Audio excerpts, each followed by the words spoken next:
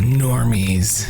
Can't live with them, couldn't live without them. While console exclusives might be increasingly sparse for modern generations, they used to be a dime a dozen. In fact, exclusive video games were just coming out left and right, but parents and kids only had so much money to spend on them. Like, how's anyone supposed to keep up with this? And so, the fate of video games fell into the hands of normies. What would become popular? What would garner multiple sequels? Yo, who kept buying all those Army Men games? There's like 20 of them. But no matter how many copies you sell, no matter the reception you get, sometimes people and time forget about you.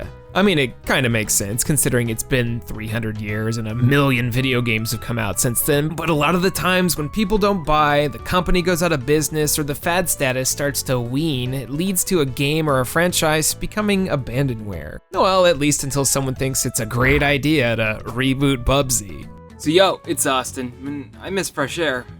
A lot.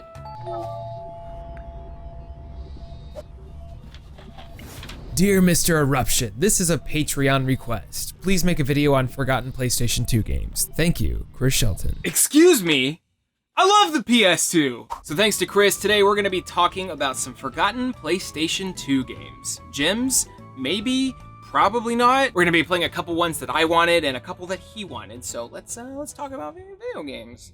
So what qualifies something as forgotten? I like to follow the 3 no's rule. No reboots, no HD ports, no more sequels. Also add like time, I guess. It's a scientific formula, and one that I think the PS2 exclusive Ginji Dawn of the Samurai falls directly into. No, this isn't the samurai game with Gact in it. That's a whole different thing. Japanese game developer Game Republic was a startup formed by ex-Capcom and Konami dev Yoshiki Okamoto. This guy worked on some classics like Street Fighter 2, Final Fight, and Resident Evil, so you knew his new company's first original product was gonna be a board game. Shadowhunters, anyone? Oh yeah, then I guess the first actual video game was Ginji Dawn of the Samurai. And oh, this game is pretty. This is PS2? For real? You turn on the anti-aliasing and this could pass for a low-budget PS4 game. I don't even see a difference. Dawn of the Samurai is allegedly loosely based on the Tale of the Heike, a Japanese epic. Yeah, not like epic gamers, but the proper literature term epic. While it's not as girthy as that one Super Smash Bros. Fanfic with its over 4 million words, the Tale of Heike recounts the conflict between 2 clans during the Genpei War. How does this relate to Genji?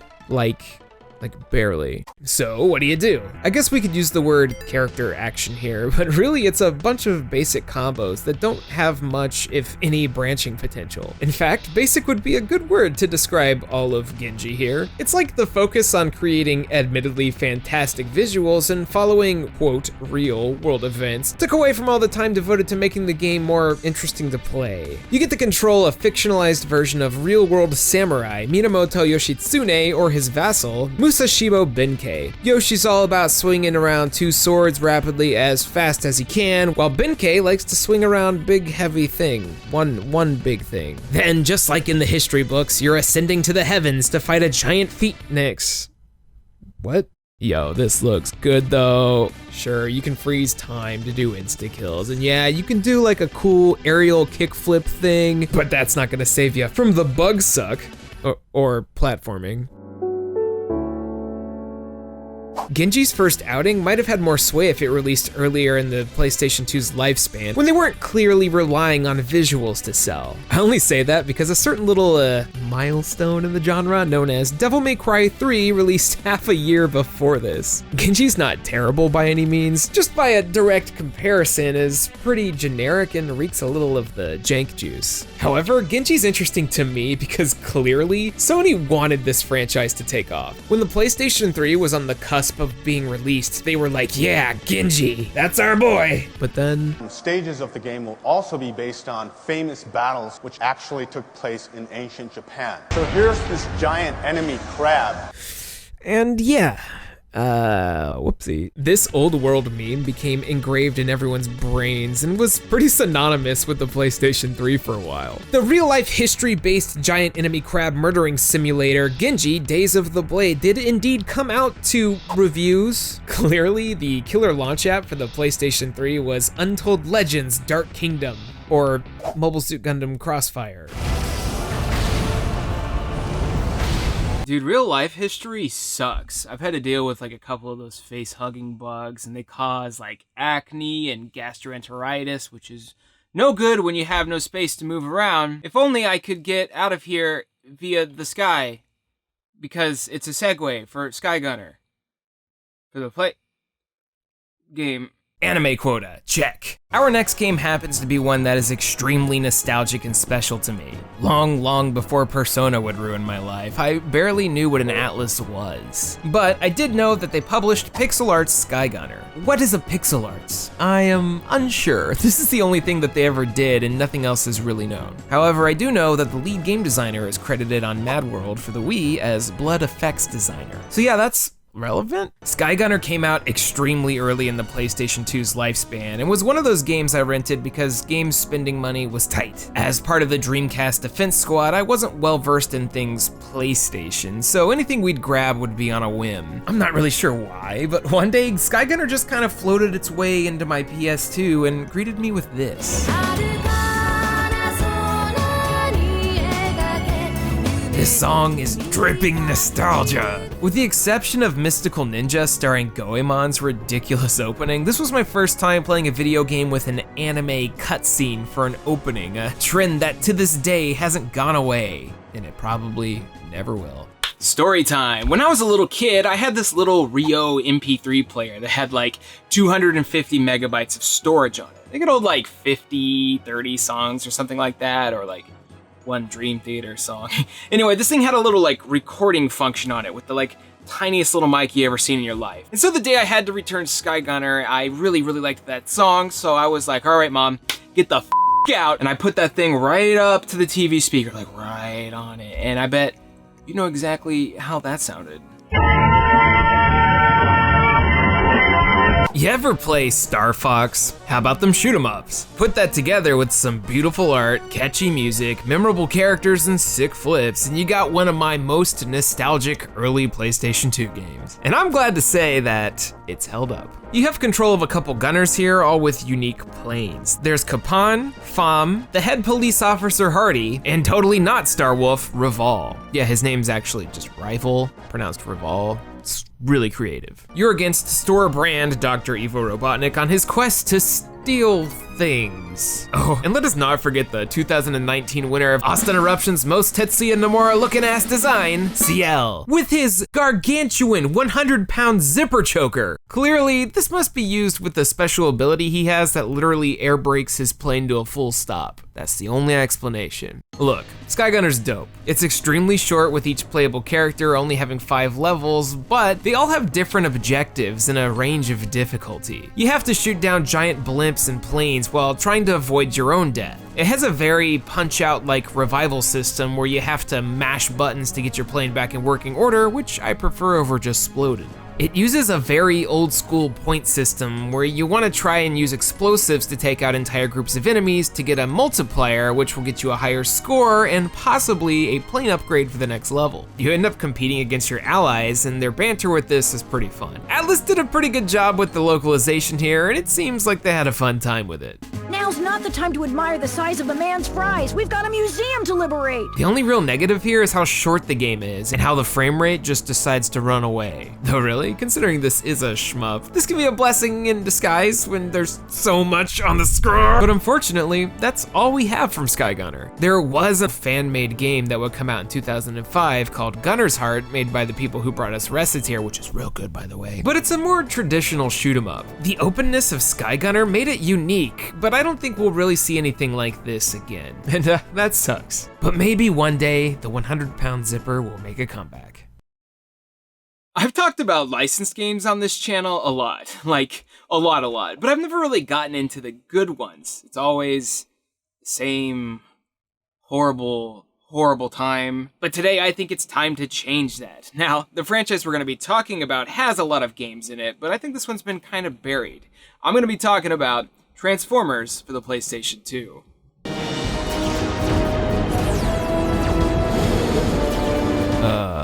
Is this Star Wars? A lot of people remember the War for Cybertron games. In an era where licensed games were kind of in the shitter, it was awesome to see High Moon Studios do a pretty decent job with it. Generally speaking, Transformers has had a decent track record, for the most part. But we're talking about this weird PlayStation 2 game based on the Transformers Armada anime. Not that it matters, considering this kind of does its own thing. Unfortunately, you only get to play as the Autobots in this one, them being Optimus Prime, Red Alert, and Hotshot.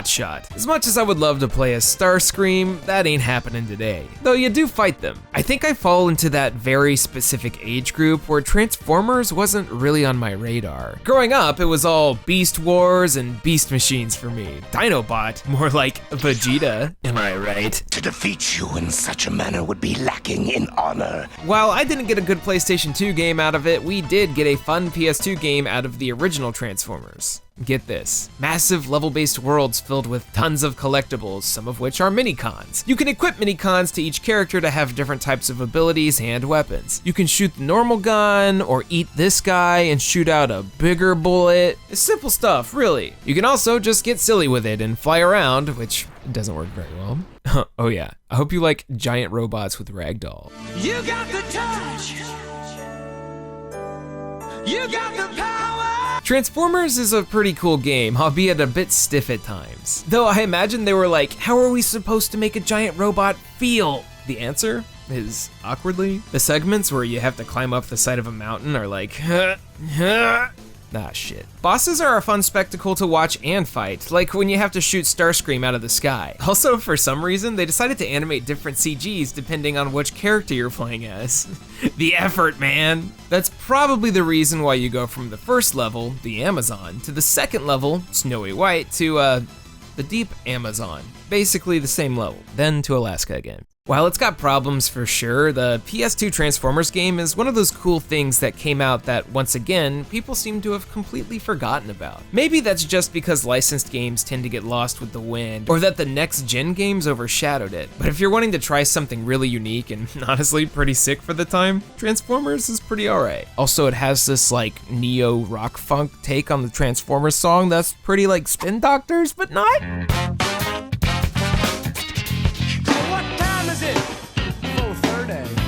Transformers is lucky that it had a super memorable franchise that it was attached to, but what about a game attached to something that pretty much everyone has forgotten about? Show of hands in the class, who here knows anything about Scigirls? I'd say there's about a 95% chance you have no idea what I just said. Scigirls, spelled C-Y Girls, was a toy line made by Takara Tomy who, get this, are the Japanese group that brought us Transformers. Segways, motherfucker! However, while one of these two brands had a series of movies starring Shia LaBeouf and Marky Mark, the other was Scigirls, or as it's known in Japan, Cool Girls. Crimes have been increasing like never before. Now we have to fight the cyber terrorism with our Scigirls. 12 inches of fully articulated collector quality action figures with die-cast metal weapons. Yeah! Recommended ages 14 and up. Who's this for? The wiki says the original Japanese versions of the dolls had a, quote, detailed nude torso. So it's like Action Barbie with nipples? Takara Tomy was big enough to get crossover licenses with this thing, with things like Neon Genesis Evangelion. Even if it looks absolutely terrifying. Oh yeah, video games. Takara teamed up with Konami in 2004 to release Scigirls. How is it? What'd you expect? A hidden gem? Scigirls is an action-adventure thing. It's one of the more baffling games I've played on this channel. Whoever thought it was a good idea to take the now practically unknown Japanese Barbie for horny teenagers and turn it into a video game was a crazy person. Mostly because I can't tell who this is supposed to be for. People wanting to be horny on main are just gonna skip right on by and grab the nearest uncut DVD of Tenchi Muyo. I guess the answer here is no one, however, because there's not even a how long to beat entry. Like every game has one. Scigirls does have a cool concept though. You see the two girls Scigirls here on the cover. This is Ice and this is Asuka. If you open the case, you'll see 2 discs, one for each character. Do you like Metal Gear Solid? Okay, we'll take Metal Gear Solid 2 and increase the backtracking by 10 times. Like actually, instead of a big map to explore, Scigirls is split into levels that take ages to finish because of the sheer amount of backtracking. I started off as Ice, the gun girl, and right after being greeted with the standard video game shower sequence, I was in some hallways, shot some dudes awkwardly, did like a cover thing. Then I had to turn around and grab a thing, turn back to go another 10% further, then turn around again, grab another thing. And that's the entire game. Also, enemies respawn in the exact same location each time you re-enter a room. Isn't that fun? That includes when you go a deep dive in, which is the whole side part of the Scigirls, I think. You lawnmower man your way into cyberspace where you can download and destroy important files, fight a giant data tank, or do this. That's right, guys, that's 7 air kicks. Get your bullshit Tatsumaki Senpu Kyakus out of here, son! What's the plot of this shit anyway? The FGC is the greediest, most monopolistic corporation in the world. Damn, dude, I didn't think EVO 2019 was that bad. Oh, they meant the ESA. Ice's second level was probably one of the most frustrating things I've ever played. I'm supposed to rescue a bunch of prisoners to start a riot or something, but I have to shoot random points in the real world to rotate prison doors to open a path in the digital world, but guys keep spawning and you have to redo it like 4 times. Then when I reach the room, it's a cluster. No, on to Asuka's disc. We're a ninja now, why? Well, the first disc was spy, so the second one has to be ninjas, right? Instead of shooting guys, I get to slice and dice. Or hit them with like 9 kunai as they just sit there and do absolutely nothing. Just like the other disc, it's mostly a bunch of backtracking. More bearable since the sword is like 10% more fun to use, but oh, okay, well the second level is basically the same thing. Why did we need 2 discs for this? Did Konami just shit this out before Metal Gear Solid 3 came out a few months later? So they would be like, hey, we've improved this much. There's just no reason to play Scigirls. It controls awful, the music barely exists, the audio mixing is terrible, the combat isn't even fun.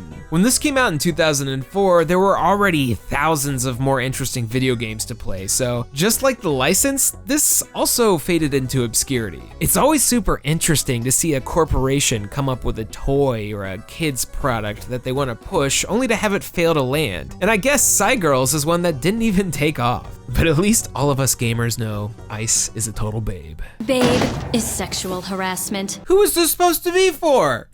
Alrighty, it's time for the last game of the video, and this was the one that sparked the entire topic. I cannot believe it's been nearly 7 years since we've gotten the Way of the Samurai game. I'm not sure when or how I heard of Way of the Samurai. It might have been an old episode of X-Play, but I do know that it was the first time I played something this unique. Back in 2002 when this released, I wasn't much of a PC gamer, so the concept of choosing your own adventure wasn't really a viable thing. Hell, this was before KOTOR and the console port of Morrowind. Gaming just kind of followed a straight line path where it was here's your goal and here's how you get there. Way of the Samurai was like, here's this 2 or 3 hour long game, let's take this straight line and do this. Are you a good guy? Are you a bad guy? Who are you siding with? You're gonna choose your own adventure and you're gonna like it. Or just turn around and leave. You take control of a nameless Ronin who stumbles into a random rural village and is tossed into a predicament. It's like the most vague way I could have. If you've ever seen the legendary Kurosawa film, Yojimbo, this is basically the same thing except you get to make all the choices. This here's Austin. He's a cool ass samurai who I'm gonna play as one of those chaotic good types. Girl being whisked away? Let's save her. Her shop immediately gets attacked by somebody else. Let's save her again. Okay. So when you die in Way of the Samurai, that's it. There's no save points, there's no life system, that's just the end of your journey. It's like reading one of those choose your own adventure books and you open to page 46 and it just reads, "You're dead, stupid idiot." So here's Austin 2. Trying to save that Suzu girl led to our death last time, even if it's because I sucked. But let's try something different. Why don't we try to join the bad guys?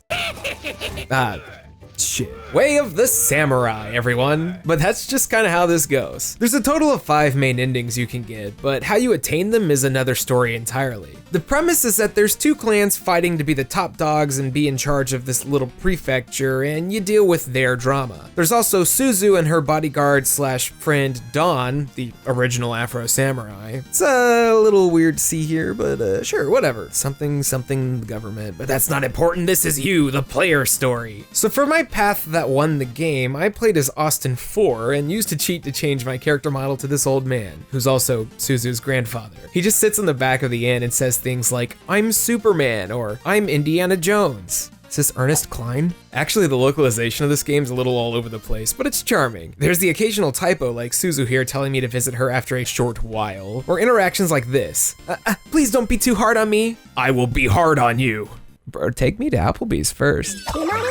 Also, this soldier's name is Gouda. That's a good ass cheese. But everyone knows that Brie is the best cheese. Way of the Samurai was made by Acquire, the dudes behind the original Tenchu games, so it makes sense that they would be able to handle the historical Japanese setting in a fun way. While I will say that the combat isn't by any means fluid, it has a decent amount of depth by giving different types of weapons input command combos that you can use. Though it can get a little overwhelming when you're trying to take on like 5 guys. Does this guy really think his mesh shirt's gonna defend him from a cannon? Yo, where'd he get this anyway? It's like the 1800s. Way of the Samurai ain't perfect, but the further sequels expanded on a lot of the things and took the series in some fun directions before promptly ending in the early 2010s. The last one we'd get was Way of the Samurai 4, and there's been nothing since. I guess there's just more money to be had in Akiba's trip. We call ourselves the Akiba Freedom Fighters. Oh yeah, otakus. I think time is left behind this quadrilogy. I never spent much with the sequels, but they're definitely on my radar considering the enjoyment I've gotten from the original back then and now.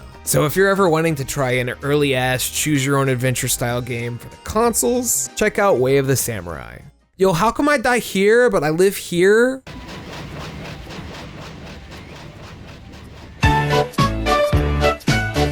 Well, that's all for today. Thanks again to Chris Shelton for sponsoring this video on Patreon. I had a lot of fun making it, but for now, I'm very tired, and I think I'm gonna go to sleep.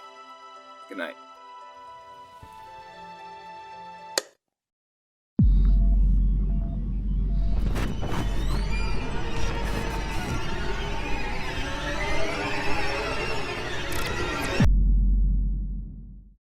Special Patreon shout out to Alfredo Ariano, Chris Shelton, Christopher Olivia, Cliff Pro, Donald Dowdy, David Molnar, Eli Shane Staufenecker, Flaming Fighter, Irrational, Jay Roos, James Rory, Jeff Hichos, Jacoby Fitzpatrick, Josh Garbage Lord, Legendary, Nitron, Philomentus, Plasma Phoenix, Ronnie Vile, and Vlad Lust. Thank you very much for your generous support.